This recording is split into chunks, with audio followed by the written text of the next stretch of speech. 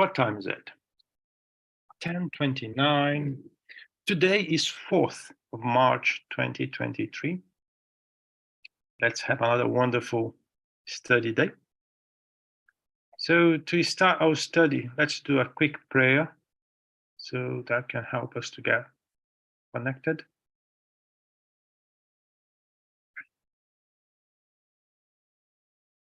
Master Jesus, what a pleasure to be here, trying to learn with our friends a bit more about mediumship. That your presence could be felt by all of us, and that a study could be useful to a lot of people, sir. Be with us today and always. So be it. So be it. So, let me share the book with you all.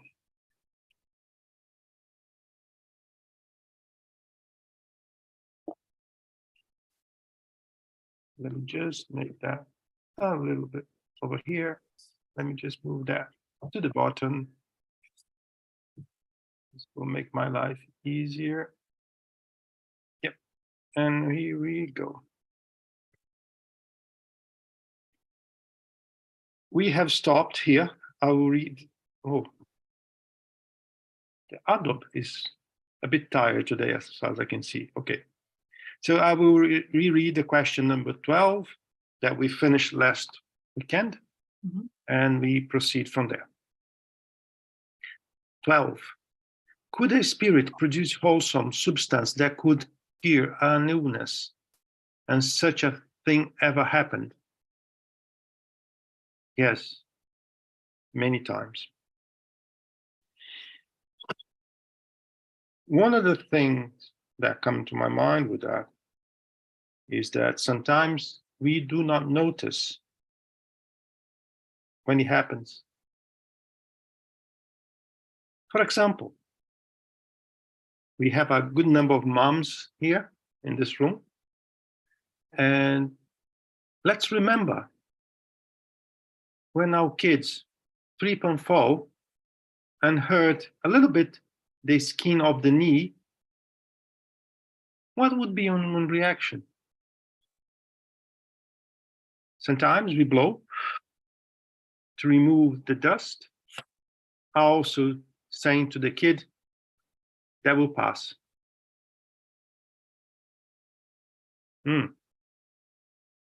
What is that? I would recommend people to study about passes, healing, methods and ways to do it. Sometimes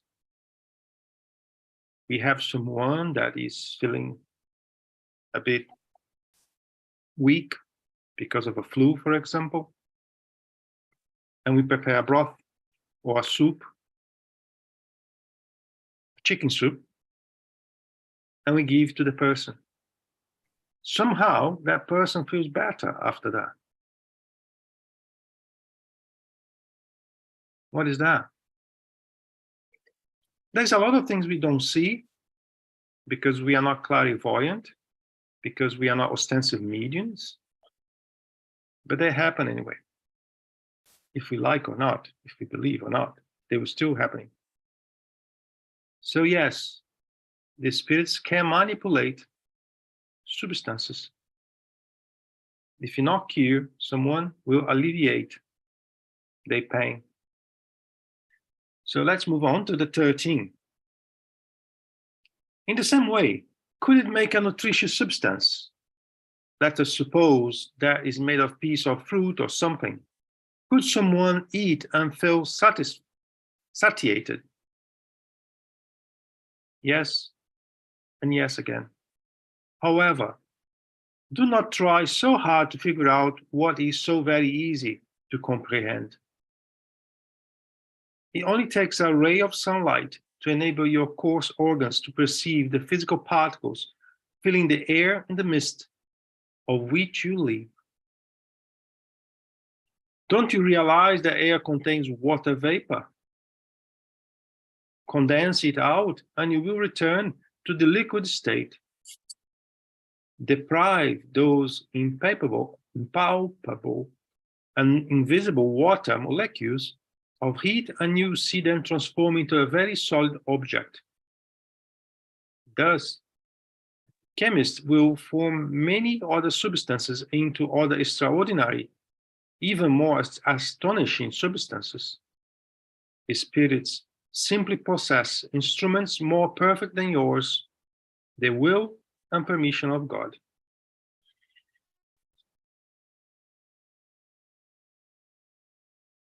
There's something here that really got my attention because of what I inclined to.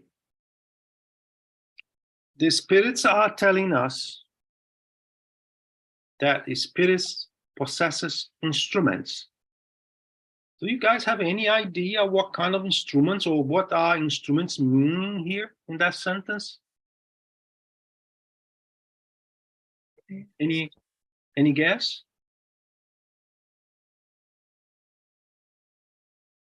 Mm. The mind? Hello? Would it I be was the just mind? going to say, sorry, yeah. Someone said the mind, right? Yeah. Mm-hmm. And we have someone else who wants to Gil. say something else? Christine? Gil, it's Christian. I was going to say the will. Mm-hmm. I have a different perception. Because spirits have will, don't they? Yeah, we all have. We all have. Yeah. We So- all have mind. We all have the power of mind. But when I'm trying to instigate that conversation we are having right now, is exactly because of the great majority of people, spiritists, spiritualists, believe everything can be done by the mind, by the thought.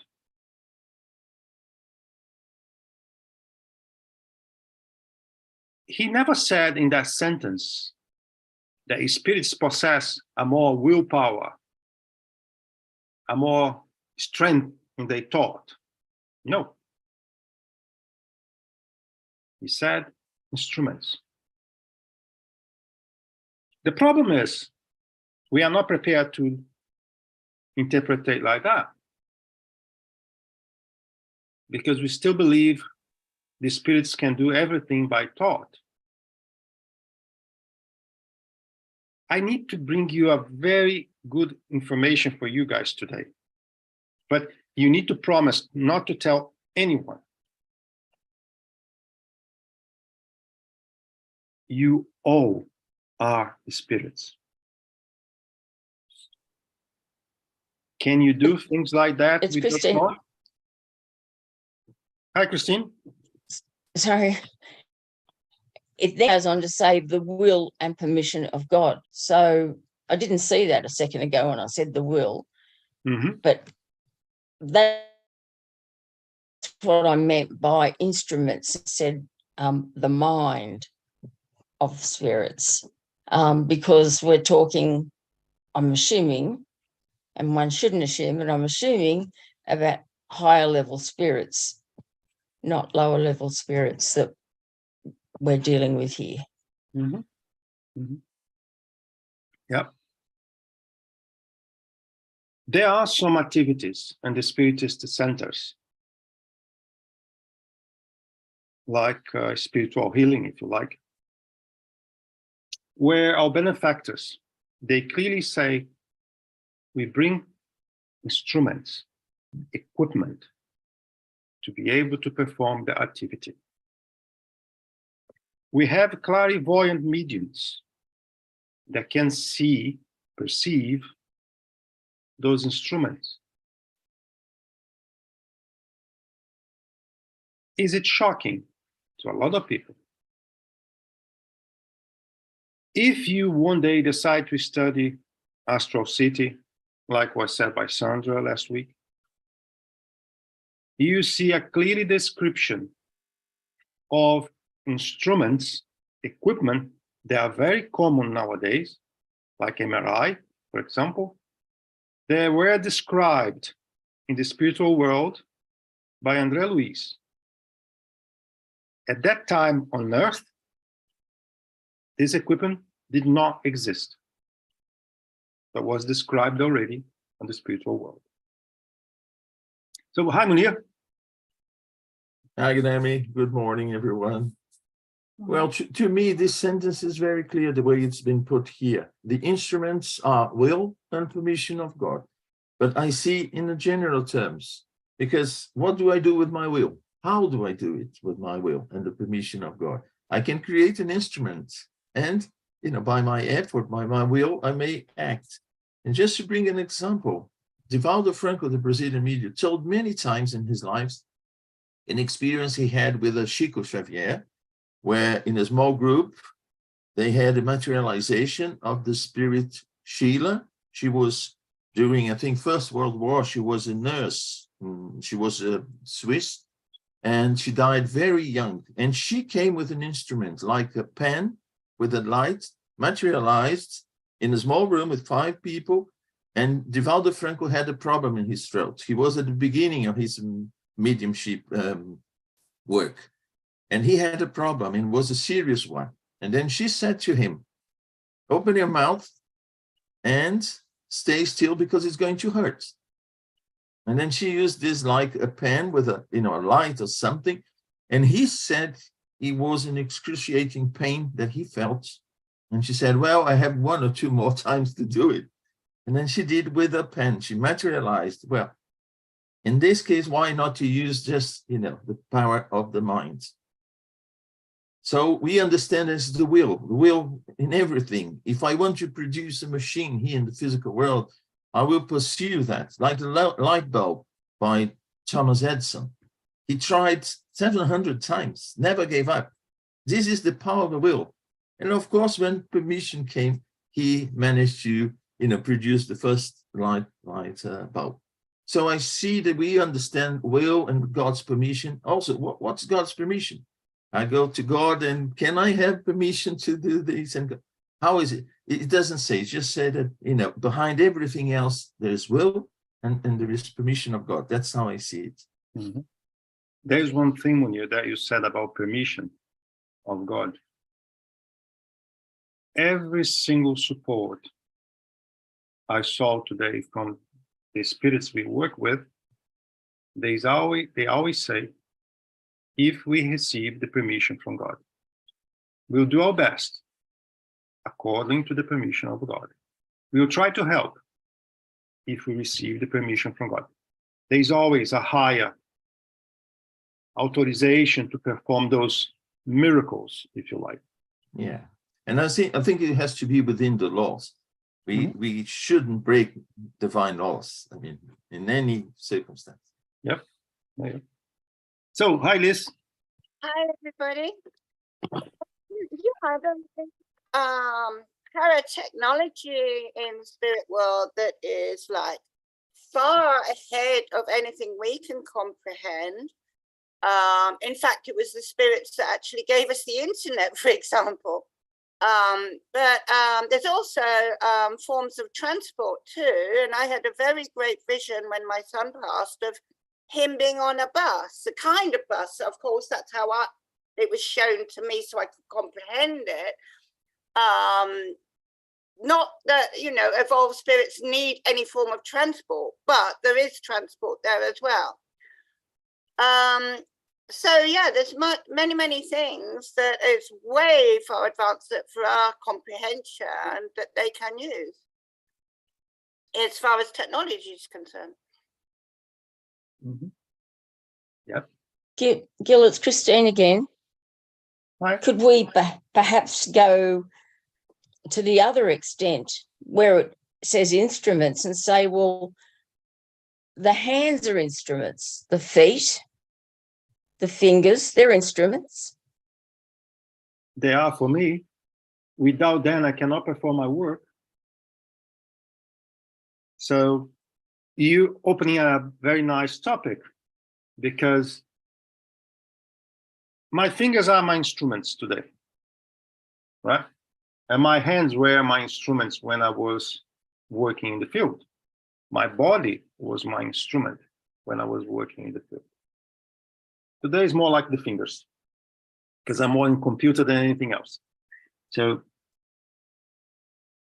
then I ask you something. Do we have fingers in our perispirit?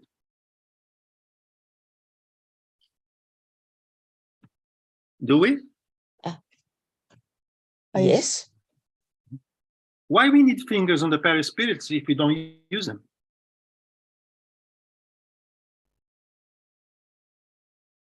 But we could use them. Mm-hmm. Exactly. So we need to understand that we all are part of law of nature. What happened with ourselves through evolution? We lost organs. We lost the need to walk in 4 legs. As we progress, we lose things. And it is also a consequence of what the evolution is happening on the other side. Everything follows the same law. There's only one law. We may do not know all the law, but the law is only one. So if you do have fingers, chances are that we probably need to use them. I have 2 hands. I don't know who raised before. Daniel raised down his hand, so is Daniel. Daniel? No, it's just that this parallel between hands is a really good example. Thank you for bringing that. And I think what the focus in the question is what is different in general, like what is the biggest thing that is different? Is in the same way that my hands are, my drawings are like a 3-year-old child make it better than me, but someone with the same hands could be doing a work of art. So from what I gather here, that's just my opinion, personal opinion, is if you compare one spirit to the other, given that they may have similar resources, what is the biggest difference is the will and the permission. This is my take. It doesn't mean that they don't have instruments, they don't have a lot of things, like almost everyone have some of the resources that we have. And but I can see people using some of the tools that they have at hand way better than I do or other people do. So I think the thing here was focusing on what is the biggest difference. Danielle, you mentioned something. Let me just say something before I give the word to Munir. The will. The will makes the whole difference in the world. For us, for the spirits, everywhere we go, the will is the key.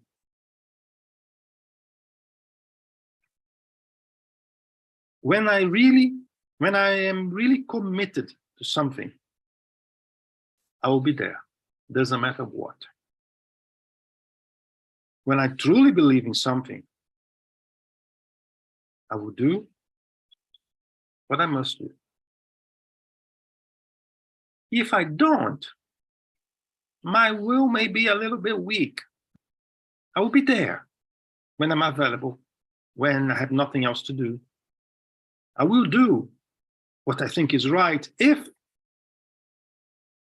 when you put an if in the sentence, means you're already not so sure. So will is everything. And if we want to have the assistance from good and high spirits, will is important now in our journey. Will be important on the other side.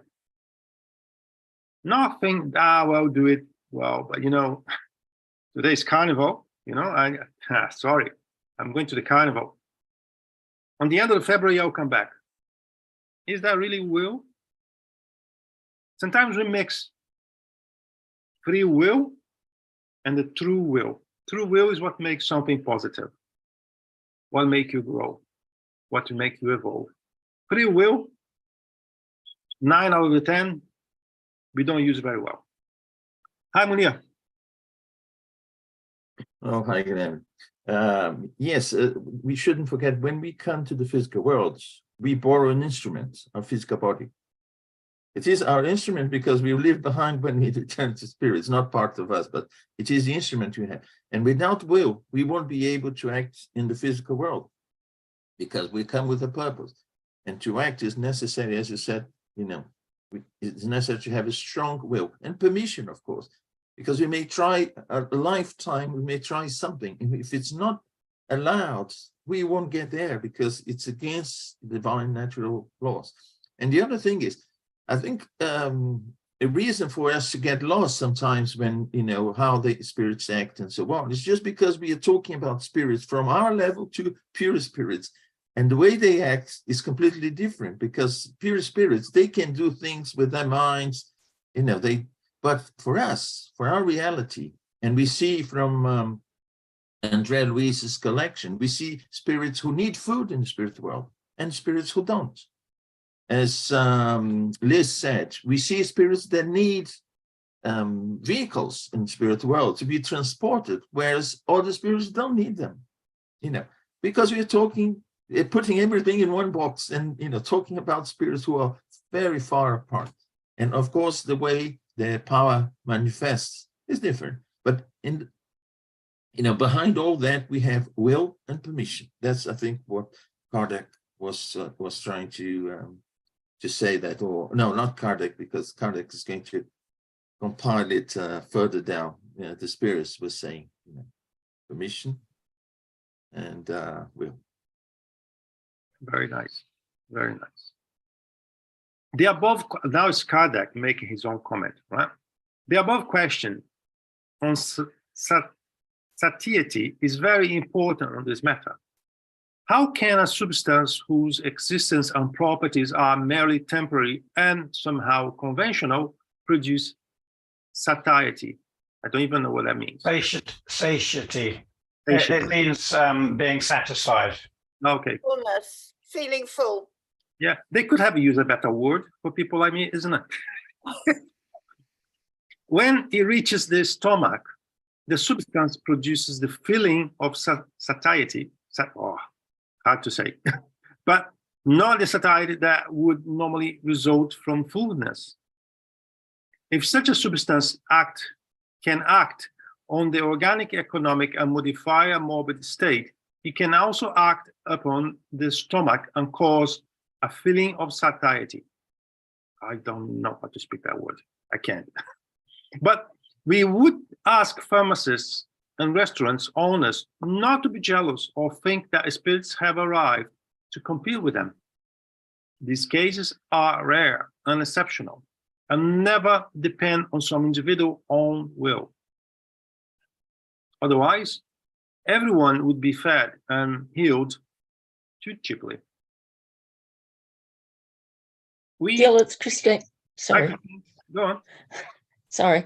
I was just about to say, when I used to swim competitively, I used to eat a lot of bananas to get protein, especially early in the morning.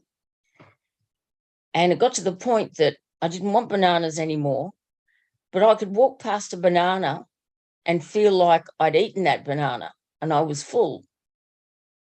So is that the sort of thing that can happen? I don't know. Because I can tell you, I passed in front of a barbecue steakhouse for many times and never happened to me.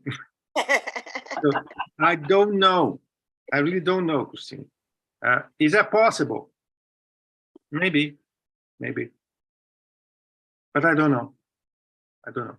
And there's also one thing that is very important to know, that our brain is a powerful machine. If we think that passing through that is enough to be satisfied, maybe that's the reason. Oh, we have two hands now. Charles first. Hi, Charles. Yes, so important here to know is that we are talking about the guy with his snuff box or whatever, huh? Which had no reality, okay? And Kardec is then pushing the questions, okay, could it be something to eat or something like this? But again, staying with the things that have no reality. So it means what the spirits are producing in the semi-matter according to their will.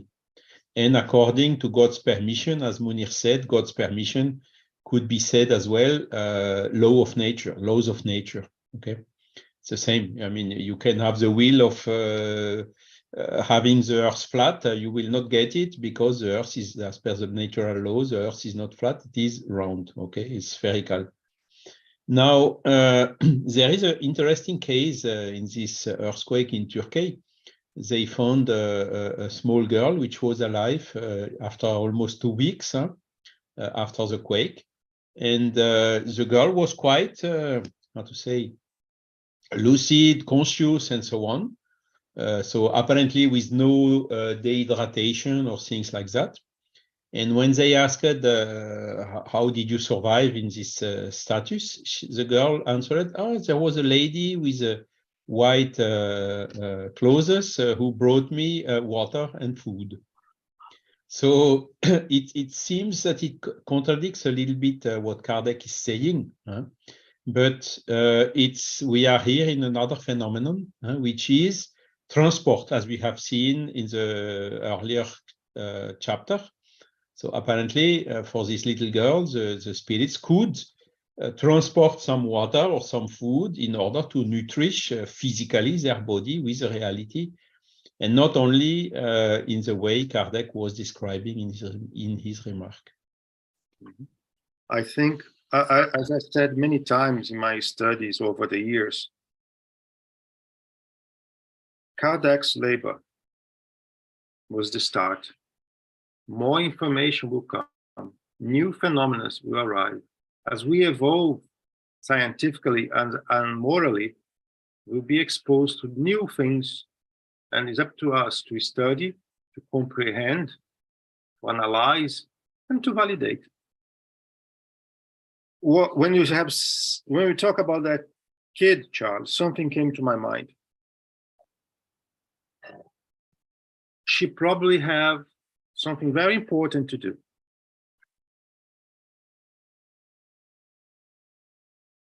When we have something to do, the universe will work in our favor through the spirits, incarnated and discarnated. So chances are that person was too early to go, and she also has something important to do here. And she's not the only one, right? It can happen everywhere. Hi, Liz. Hi there. Yeah, I immediately thought that she had a special mission. Otherwise, the spirits would have provided sustenance for everybody that was trapped and still alive under the earthquake. The reason I think why we cannot actually survive without actually making our own food is because humans at this evolutionary level have to work. And we wouldn't have the incentive to work if food was, so easily provided through, the atmosphere, etc. However, having said that, there was that lady in Germany and her followers, was it her name Neumann, who did survive on just purely air. So it is possible. And we know that in the spirit world, there is that nectar, that ambrosia that they exist on if they need to have some form of food. But yes, that was a lovely example for humanity with that lady in white. Maybe she, came as a nurse or a nun, so she didn't frighten the girl, being able to provide that food. So it'd be interesting if people could follow her, this little girl, and see what she does end up doing. Yeah. The Spiritist library is very rich in examples and events where the spiritual world have acted to help someone. Hi, Saul. Hi, Gil. Yeah, I think another point is you've got the phenomenon of Sai Baba, who would produce rings. I met, when I was in Brazil, a woman who still had a ring she always wore, which Sai Baba manifested for her and her twin sister. She held that very, very highly, because it was an honor, and he would produce things regularly. So, but I think he was very unique. It's not common. I met one other person who supposedly could produce oils, and I did go to an evening thinking that would be really interesting, but I never saw the oil, and like coming on his hand, because it was like during the evening. And the guy, his kind of disciple or follower, said, "Oh, well, I saw it." But it's like, we like to see things to know there's no trickery. But certainly Sai Baba has been, verified as being able to produce things. Yeah. We have even, for example, Divaldo going to his place to be with him, to understand things. There are some situations we cannot explain. Yeah. He is one of them, right? Yeah. And we also have in India the yogis. They retreat themselves for years. No water, no food. Yeah. Is that true? I don't know. I was not there. I cannot. I did look at one guy, and he was studied by the Indian Army, under real rigorous conditions to make sure there was no trickery. And yeah, he was living on nothing, and he was perfectly healthy. They tested him, and he was for many, many weeks. So I think sometimes there are things going on that we don't understand, or like this explains, I think we do have the answers. The problem is those answers do not suffice what we want to find. And sometimes, well, quite often, when I'm trying to find something, I know the answer I want to find anyway. And if I don't find the answer that I want, I will always say that's not the right answer. So, yeah, one day things will become clearer. Hi, Liz. Still, I'm sorry. I just recalled a really, really important event in my life of spiritual intervention. It was about 1981 when I just had my second daughter 3 months before, and I was in Ireland in Blind Harbour, and I'd gone for a walk by the coast, and for some strange reason decided to climb a cliff. The cliff was, a literal vertical cliff face. And I got to about 2 feet from the top, and there was nothing to hold on to get to the top. All I had was a few blades of grass and some rabbit droppings, and underneath me was lethal shards of rock 100 feet below. I was going to my inevitable death. There's no way I could have got up that last 2 foot, and I didn't dare look down to the inevitable. I was helped that final 2 feet. I was pushed up. There was no way I had the energy or could have done that myself. And to this day, I'm eternally grateful. Mm-hmm. Yeah. The spiritual world can perform wonders, knowing that there's always a law behind. It's not a miracle as such. Hi, Christine. Hi again. It was interesting when I heard about the lady that was bringing the little girl sustenance, whatever that was. I hadn't actually heard that. What I did hear was they had more earthquakes, and they found a dog a couple of days ago, and that dog, even though it was quite thin, looked quite healthy. So it didn't look dehydrated, it just looked thin. So, I mean, apart from humans, there's an example of a dog that survived as well, and how did it survive? And there was the original earthquake, aftershocks. Christine, we are all creatures of God. Mm, We all have our protection. We all have a reason to be here. If we do need to be here, if we'll help to save our soul, that may suffice to have the support from the spiritual world. That little kid that Charles brought to us today, perhaps her mission is to take care of her mom on the old days. Perhaps her mission is to be a teacher, so she will be teaching something with a different pair of eyes to the young students. It doesn't need to be something massive like I came to repaint the world. No, sometimes our missions are very small if we compare a large scale of humanity, but they are very important. Because there is no difference between save a soul or save the humanity. It's like how people who have near-death experiences have this tremendous change afterwards. Yes, yes, yes, yes. And it's a nice subject. It is a nice subject. So let's move on a little bit more.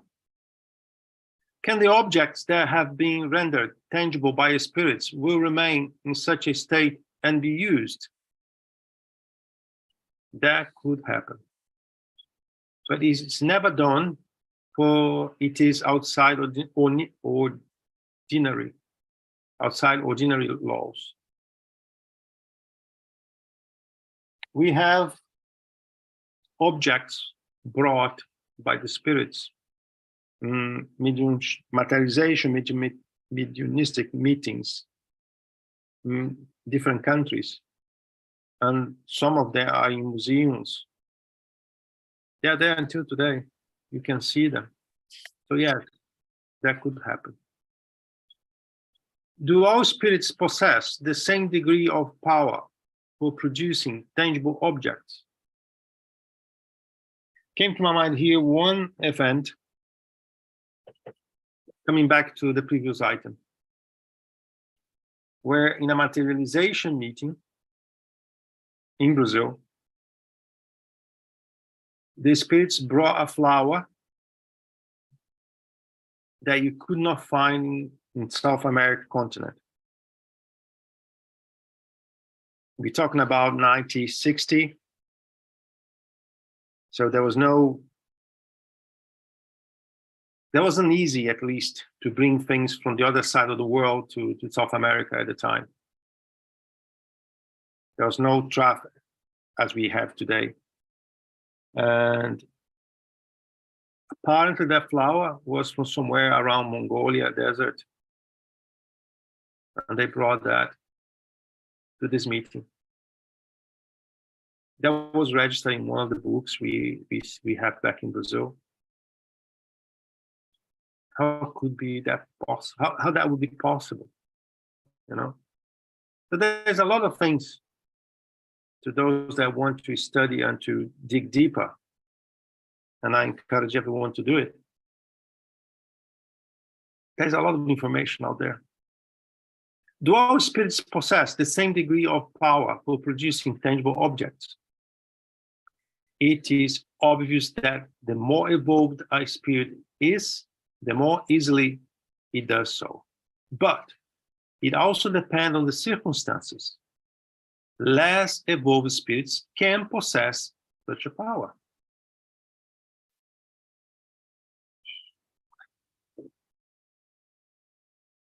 What you guys are thinking about that?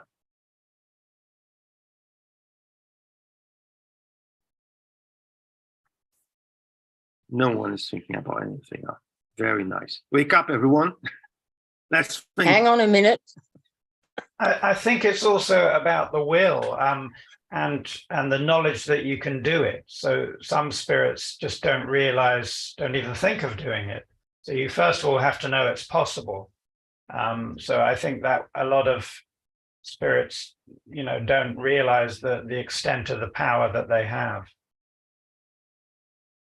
Mhm. Yeah. Yeah, I think that as humans, we can specialize on things over time and have more degree of knowledge around something. Even we did not evolve in general. We have specializing on something very specific. I think that may happen with the spirits. It's like someone that really knows how to use a tool and use it well, and they do wonders. But if you don't learn to use the tool, even if you have the tool, it will be hard to do it, or we don't even know how to do it. Mhm. Guilherme, And can I just add something? Yeah, of course.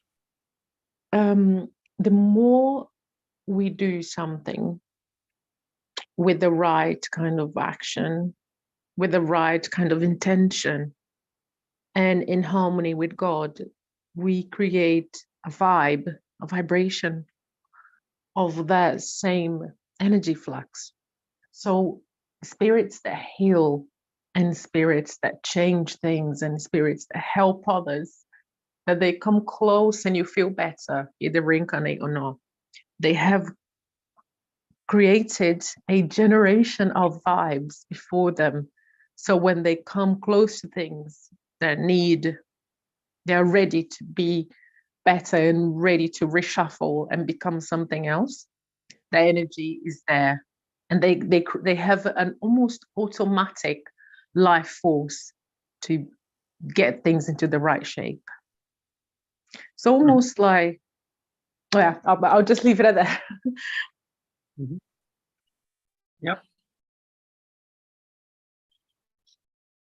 We have spoken already about the laws of nature. The laws of nature are the same to everyone. We have spoken already a bit about fluids, about magnetism. Those things are neutral. When I mean neutral, is under the will of a spirit, it can produce something. So if I'm evil and know how to do it, I have the practice, I have the technology, I know how to manipulate those fluids, I will manipulate those fluids. If I'm an evolved spirit, one evolved spirit that know how to manipulate the fluid, I will. The difference is what each one of the spirits will be using that for. One will be using to heal, the other one to make life more difficult. As we all do on Earth. We have people here that possess the same type of work, have the same rights to make decisions. One make a decision for the good of everyone, the other one doesn't. We have a labor that can build buildings. He knows how to do it, but he decides not to use the right material. So then that building may collapse. The other one also knew how to do it and decided to use all the material that are available today, and this building do not collapse. So that is the thing, right? And this answer also goes back to what we studied last week or a week before, I think, that God will not allow one evil spirit to use those possibilities to create harm to a certain extent, right? So it is an interesting topic. Is a spirit always aware of the way in which it produces its clothes or the objects it renders visible? No. It is often aided in the information by an instinctive action, which it itself does not comprehend if it is not sufficiently enlightened. I'm not sure if this is the Spiritist book or the Medium's book where Kardec made questions, one spirit answers, and then Erastus came, well, let me complete that information. He gave the information as he perceived, and he gave a more thorough answer, more detailed answer, right? So it depends. Let's say we have 17 people here today. If we ask 2 + 2, at least I hope everyone will say 4. But if we ask a massive equation to everyone here, we may have so many different answers because I may not know the formulas. I may miss something, and then we start to have different answers. And if we do that from a moral aspect, we'll have 17 different answers because we all here are different.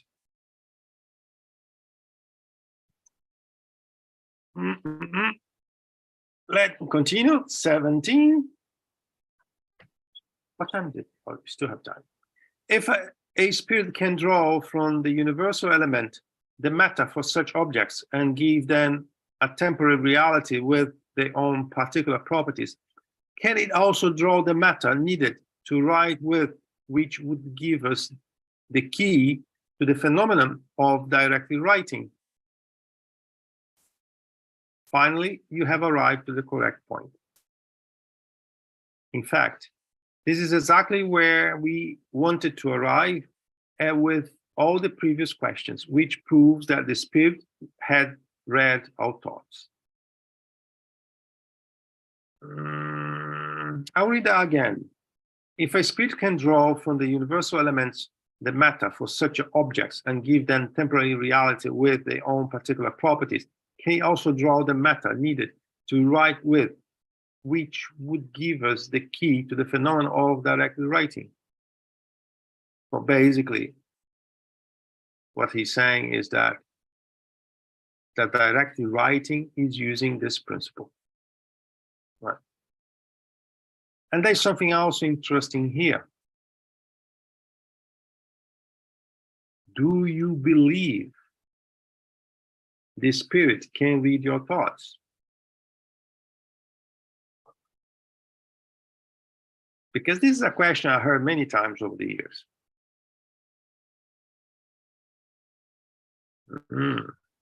It depends on the evolution of the spirit, because not all spirits can, automatically read our thoughts. Mm-hmm. Yes, that's right. But I love this question, and I also love when someone raised the hand and turned down the hand. Go, Daniel. What is your question? No, it's just an observation. We have already machines that you can interact with the computer using your thoughts. So it is a matter of having the right tools to do it. In this case, it makes sense. Evolved spirit have better tools to do it. Just agreeing with what was mentioned. Yeah. But when thinking about thoughts, if we accept that at least evolved spirits, our benefactors, let's say, can read our thoughts, that brings a different weight in our actions. That brings us a different weight in what we think.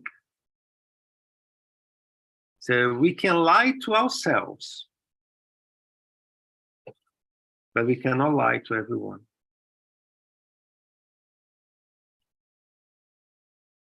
And when we are in the spiritual world, when we lose the buffer, the filter of our physical body, we become even more transparent than we think.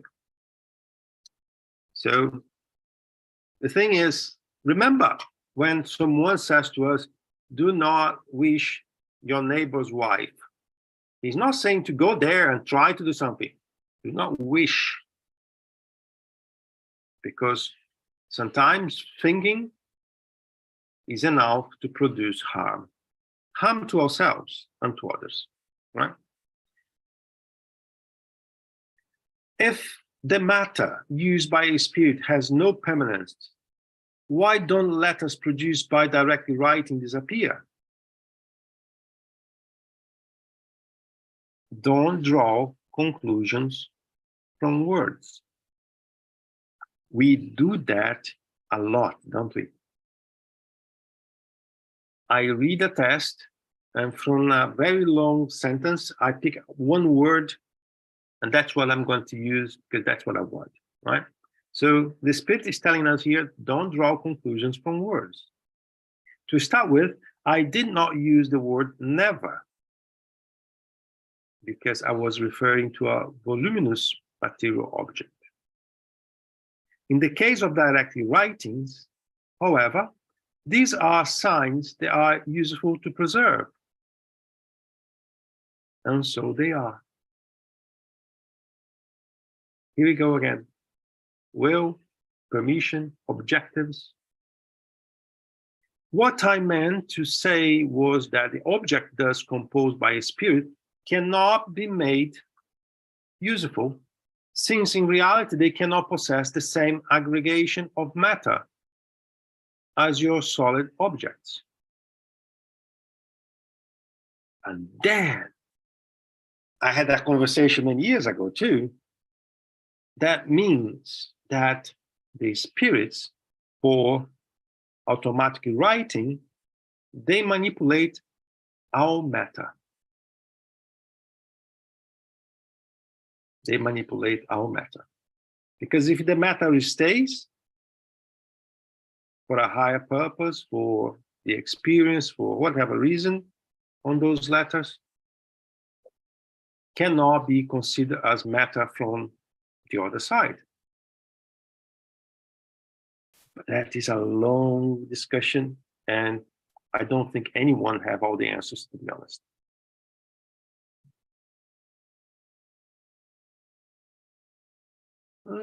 Yeah, go for this one as well.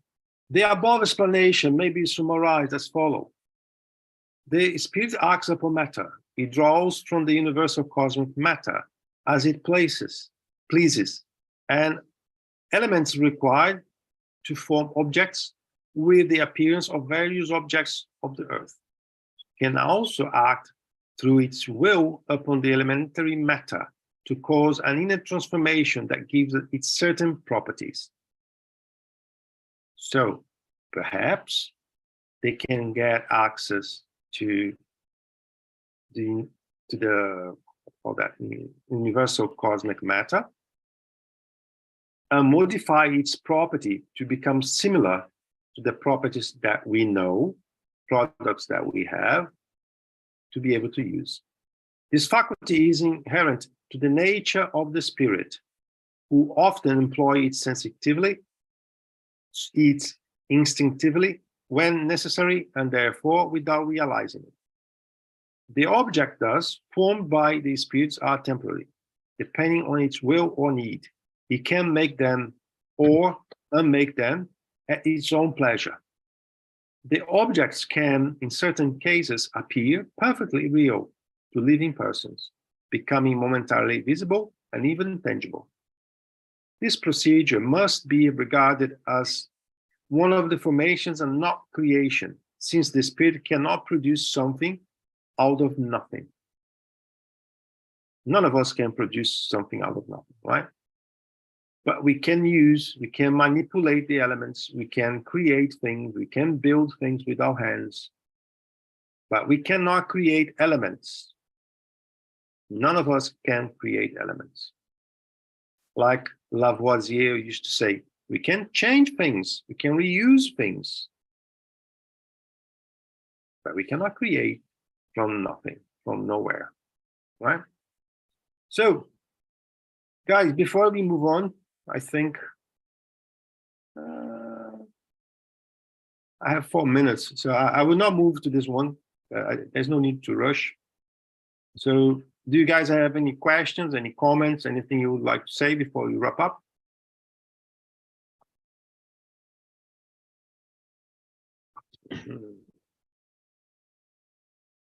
Hi, Charles. Yes, so the basic question here is again, if the spirits could create something material or condensate semi-matter into real matter, seen from our lives, as you exactly told it, it would violate the principle of conservation. This principle of conservation so far is observed and everywhere and used by science and so on. So then one can ask, okay, these objects that can be visible for the medium are semi-matter, are not material, albeit they can have properties that are acting on the matter, like bringing satiety. If I don't know if I satiété en français, so that's why I had no problem with this word at all. And things like that. But again, they are not real. They are impressions that Kardec is clearly writing here.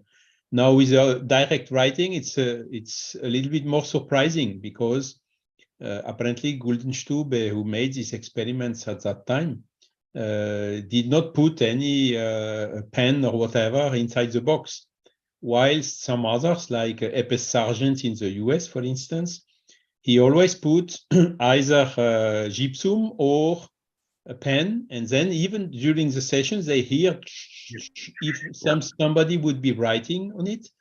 So probably it is easier to get the phenomenon happening like that, huh? Not having to bring something and to make it materialize and so on. In particular, because in the chapter about the transport, we have seen that the object cannot go through the matter itself. So if the box is really closed, the spirit have no mean, or as per the previous answer, to bring some material thing and put it inside the box, which is hermetically closed. So all these questions are turning around. Are the spirit able, yes or no, to create tangible matter out of semi-matter or not?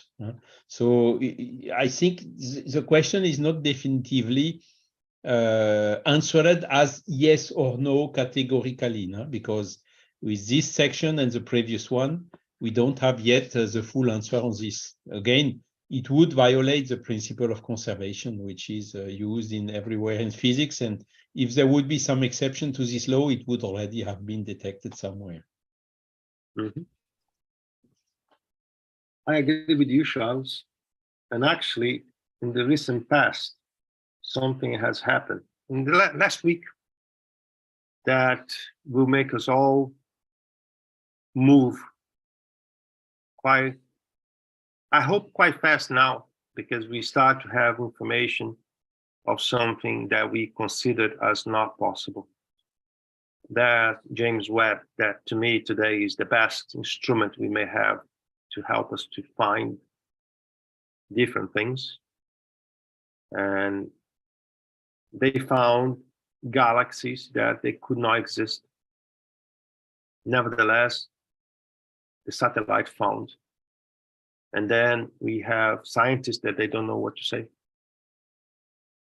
So more things like that will happen. And perhaps we'll learn different laws of nature, because I believe everything has a law, but we don't know all of them yet. Hi, Munia. I just want to add that, our planets, our material planets, took billions of years to be as it is today, to produce what it has today. So to think that there is a shortcut that in a fraction of a second, the spirit can produce something that took billions of years to be produced in what we call natural material way, it's a bit weird. Not that it can't happen, but it shouldn't be something common, something natural, something that is easy to do, and it would be, in my view, against some laws, because why to take then billions of years if you can produce it in a fraction of a second? I agree. I agree. So as you call in the right moment and the right time, can you do a final prayer, Mulia? Yeah, with pleasure. So let's close our eyes. And once again, join the benefactors, saying a few words of gratitude for the inspiration, the guidance, for allowing us to be here today, for the learning that we receive. So important for ourselves to make good use of this opportunity of our present incarnation, to slowly make the necessary changes in our pasts so that we can bring about a better future, not just for us, but for all those around us. It can be reached by our behavior and our words. So, with our hearts full of joy and full of gratitude, we ask their permission to end this meeting, asking for their help and assistance so that we can be here again next Saturday. So be it. So be it. Thank you all, everyone. Nice to be here once again, and looking forward to see you all next week. Have a Thank you. grateful weekend.